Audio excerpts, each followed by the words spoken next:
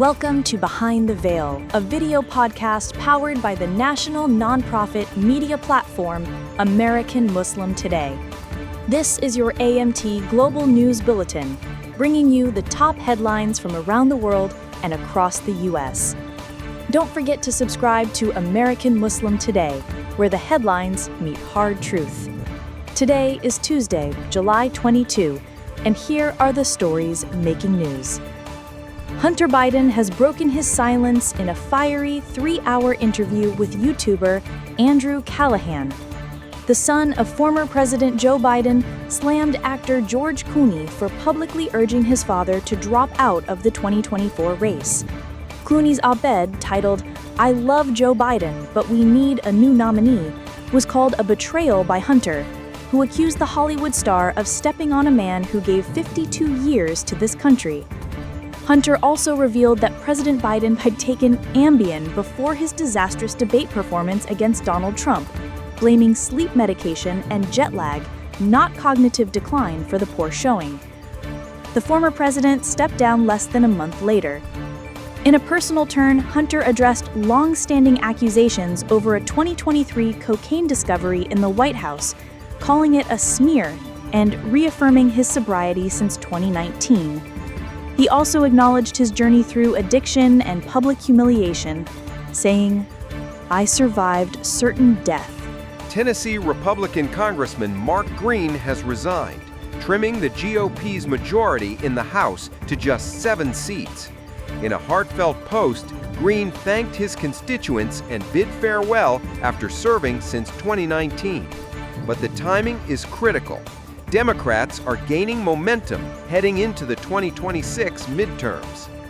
The GOP is also under fire over President Trump's handling of documents tied to Jeffrey Epstein. While Trump's core base remains intact, fractures are emerging as independent and swing voters grow uneasy. According to a recent CNN poll, 72% of Democratic-leaning voters say they're extremely motivated for the next cycle, compared to just 50% of Republicans. In the Senate, Republicans hold 53 seats, but with 2 independents siding with Democrats, the political balance remains fragile heading into 2026.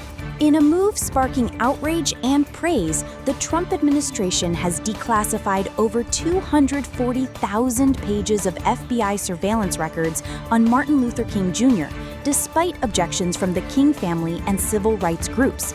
King's children, Martin III and Bernice, emphasized that the records should be read with empathy and historical context as they reopen decades of grief.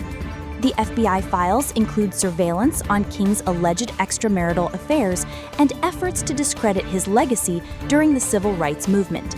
Critics accuse Trump of using the release as a distraction from growing controversies over the Epstein files. Bernice King later posted a photo of her father with the caption, "Now do the Epstein files." Trump had also promised to release JFK and RFK assassination records, moves some see as transparency, others as diversion. Either way, the MLK file release reopens painful chapters of American history with political motives hanging in the air. Political news update. The Pentagon is pulling 700 Marines out of Los Angeles after weeks of protest-driven deployment tied to immigration crackdowns. The Marines, sent from the 1st Marine Division, were ordered to stand down as tensions eased, but not without controversy. President Trump had federalized California's National Guard and deployed active-duty troops, moves Governor Gavin Newsom called unconstitutional. Newsom even sued, claiming Trump had bypassed state authority. Trump defended the action, saying, "The bar is what I think it is." While 2,000 National Guard troops remain on duty, the active military presence in American streets stirred alarms about federal overreach and echoes of past authoritarian crackdowns. ICE raids continue, but public demonstrations have largely subsided.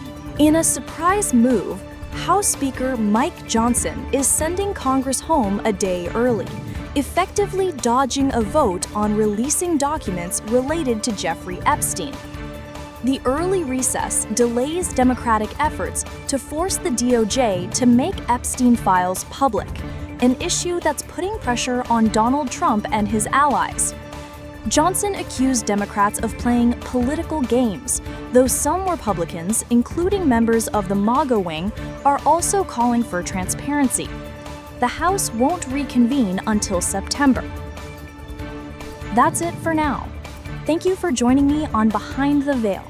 If you value our public service journalism, please support American Muslim Today, a 501c3 nonprofit, by following us on social media at American Muslim Today or donating at AmericanMuslimToday.com. Before you go, don't forget to hit that subscribe button.